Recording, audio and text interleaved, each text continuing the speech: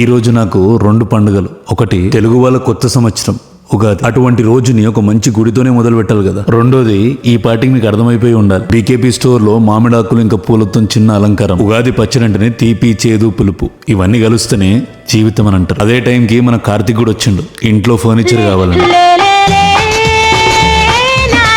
ఇదే పాట రన్ అవుతుండే అప్పుడు. సార్ అలా మన స్టోర్ లోపల నడుచుకుంటూ వస్తుంటే, అరే ఈయన మన ఫర్నిచర్ రిక్వైర్మెంట్ ఉందని అంటే డీటెయిల్ ఎక్స్ప్లెయిన్ చేసి ఉండే. సార్ లెదర్ తీసుకోవాలా ఫ్యాబ్రిక్ తీసుకోవాలనే కన్ఫ్యూజన్ లో ఉండే.